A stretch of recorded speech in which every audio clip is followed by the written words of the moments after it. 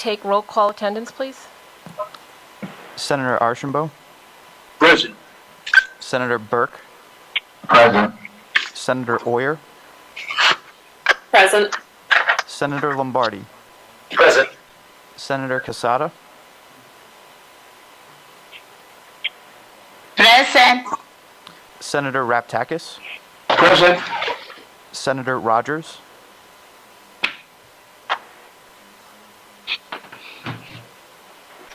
Present. Leader McCaffrey. Present.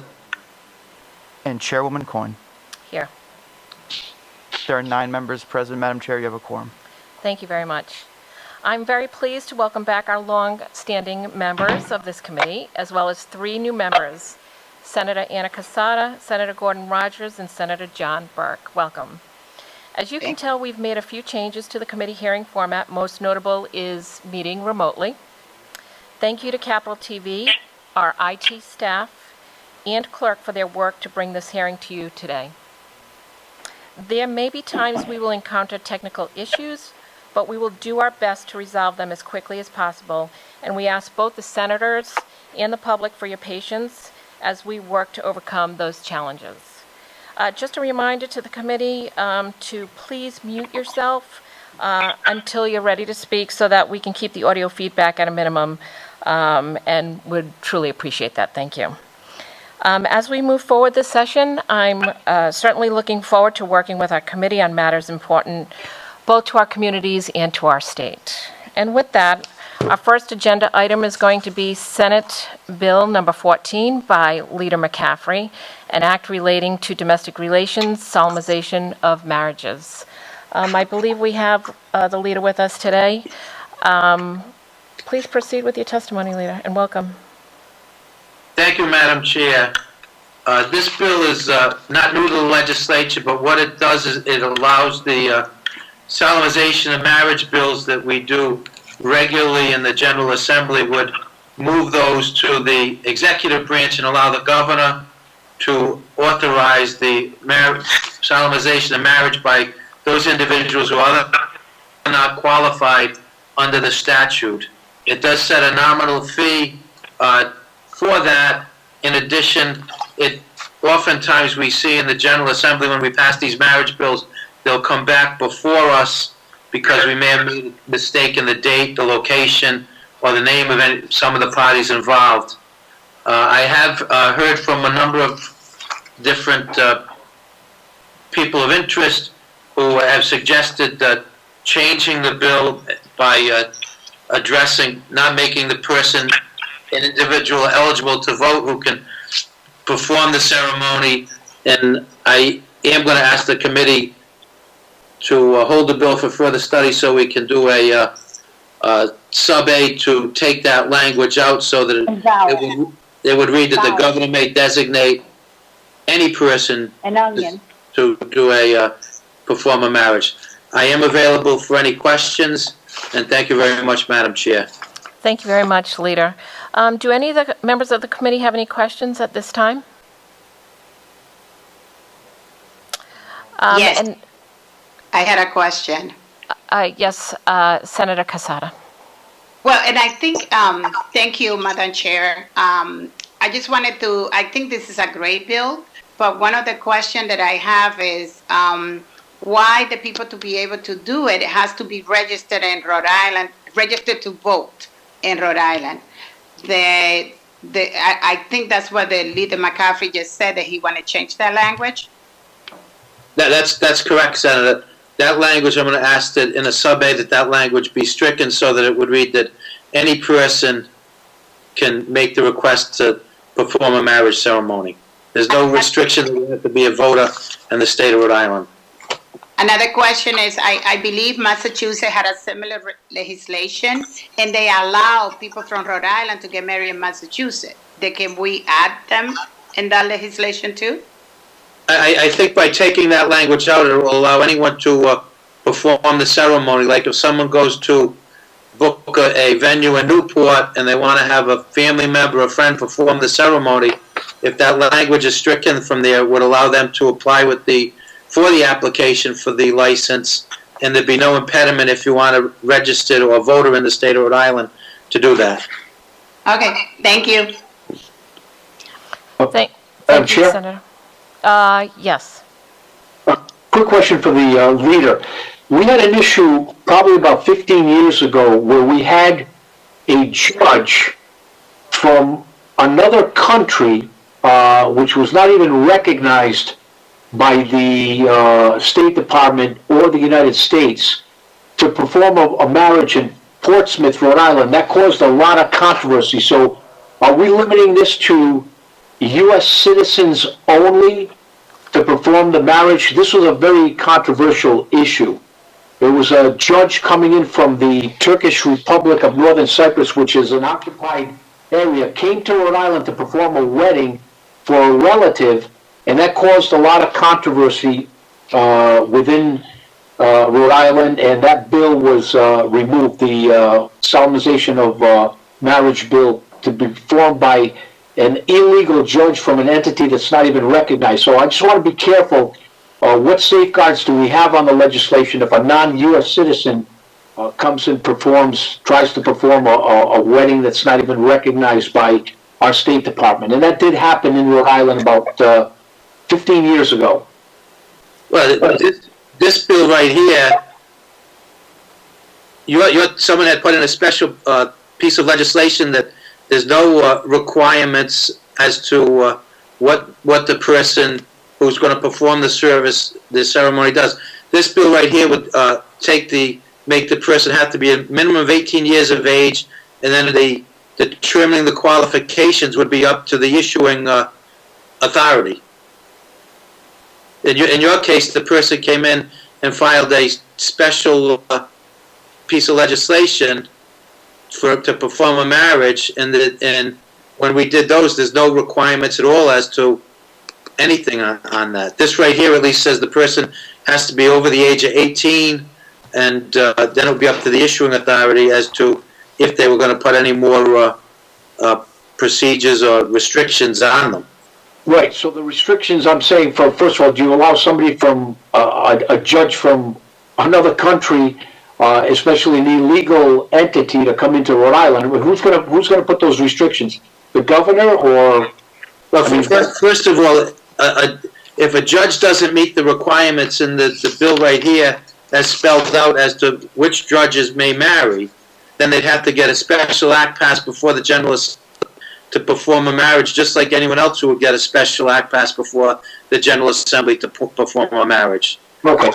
This right here takes it from the General Assembly and allows the person to go file. If they meet the requirement, the age requirement, then it'll be up to the issuing authority as to whether they issue the license or not. Okay. Okay, thank you, Leader. Thank you, Leader. Are there any other questions from the committee members?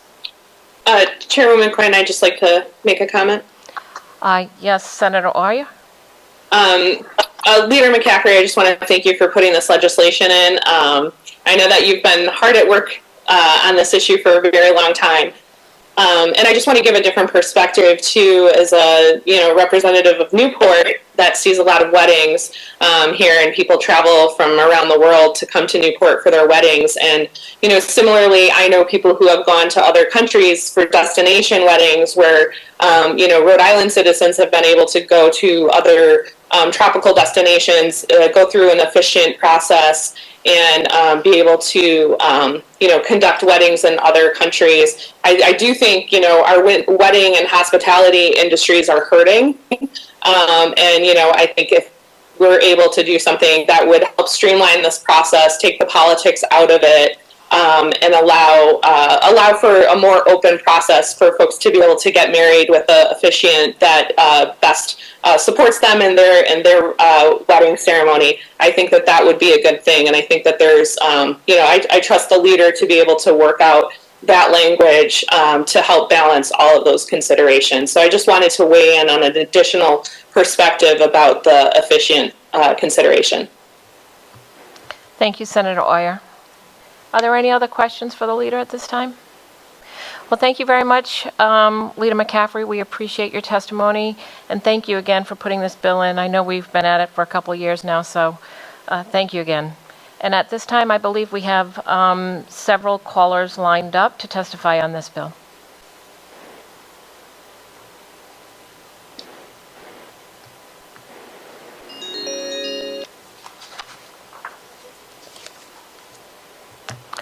All set. I believe we have Stephen Brown from the ACLU of Rhode Island on the phone. Welcome. Good afternoon. You may proceed with your testimony. Thank you very much, Madam Chair, and congratulations on your new position. And hello to all the members of the committee. I appreciate the opportunity to be testifying in this new year to the committee. The ACLU has supported various versions of this bill from Leader McCaffrey for many years. We're really glad to see it getting more interest and steam this year. We think it's very important, though. The legislature has recognized for many years by passing all the special resolutions that marriage is a very personal and important thing, and there's a value to letting people decide who will officiate at their weddings. We're also glad, one of the key concerns we had about this year's bill was the one that Leader McCaffrey has addressed about limiting it to Rhode Island voters. We really appreciate the change being made to that. I just wanted to mention there were two other less critical points that we raised questions about in our written testimony that I'll just mention here and urge consideration by the leader and the committee. One would be to address the fact that as it's worded, the governor has complete unbridled authority to decide whether to actually grant or deny a person the right to officiate. And we'd hate to see this going to the governor's office and becoming political in some way as well. So we'd ask the committee to consider putting in some standards so that it can't just be a completely arbitrary decision to deny a couple's right to decide who they would like to officiate at their marriage. The other minor suggestion we would have is putting in a time frame for the governor to act on a request once it's been brought to the governor's attention. One of the big problems with the legislative process has been just that. People have been uncertain when the resolution would be approved. So we think it might be helpful in solving potential problems in the future if there were a time frame specified in the statute so that the governor has to act in a time-friendly manner in responding to these requests. But leaving those issues aside, we again just want to express our strong support for taking care of this issue and recognizing the importance of letting couples be able to decide who should solemnize their marriages. I'll be glad to answer any questions. Thank you very much for your testimony. Do any members of the committee have any questions at this time? Seeing none, thank you very much, Mr. Brown, for your testimony. Appreciate it. And we'll queue up the next caller.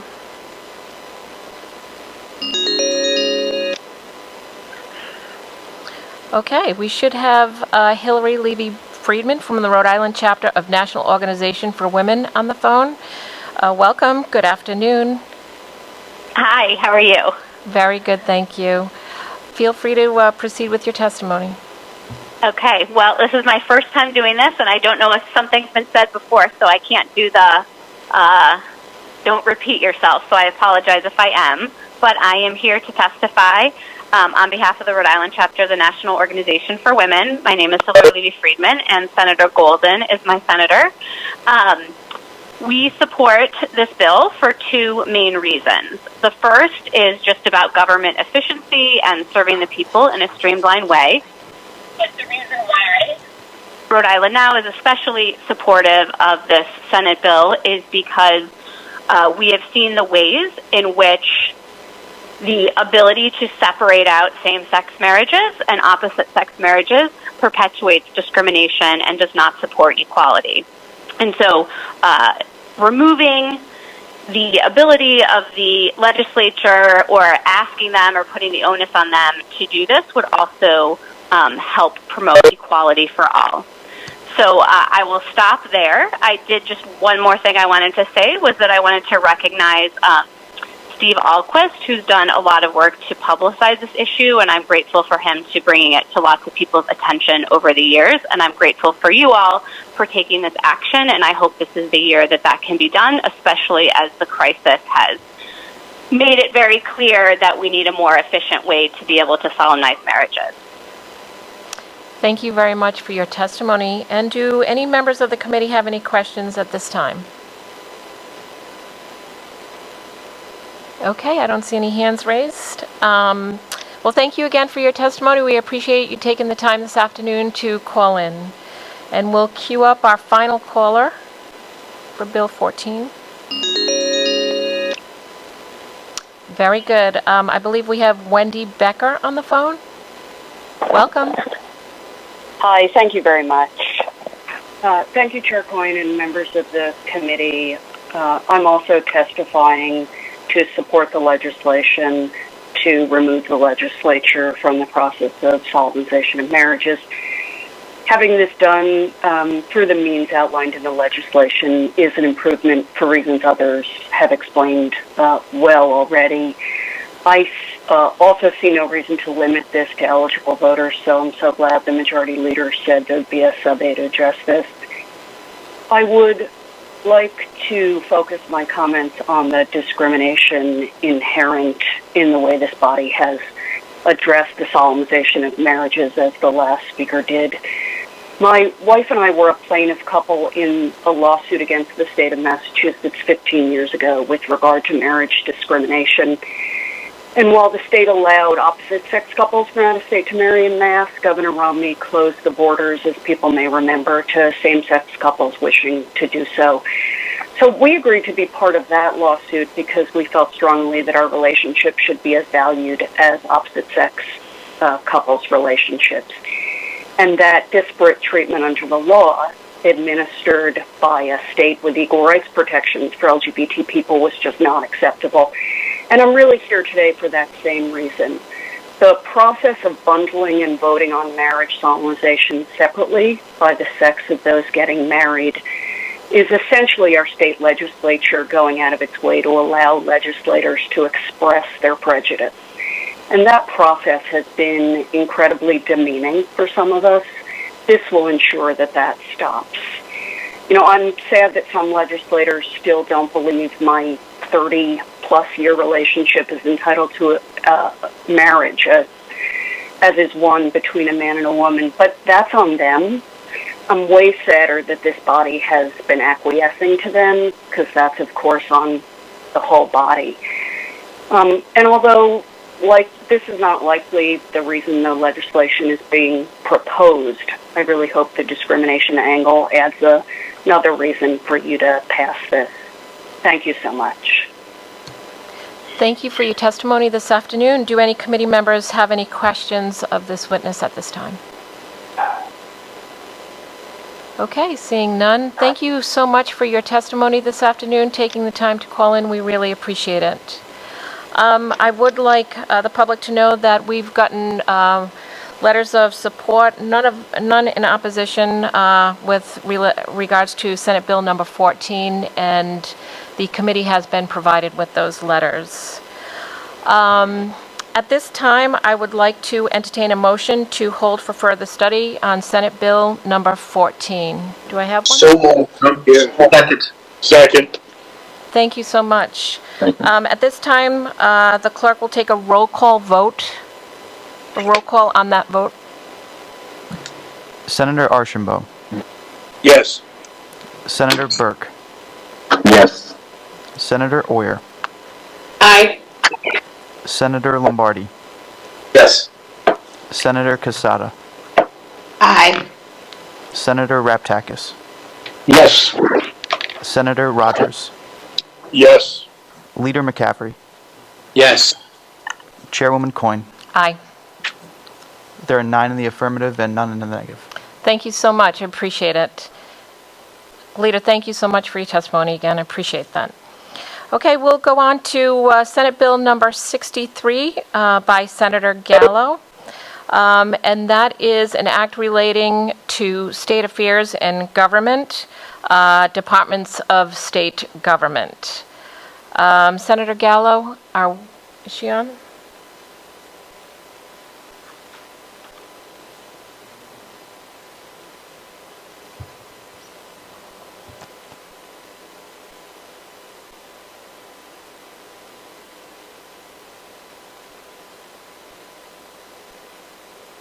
Good afternoon. Can you hear me okay?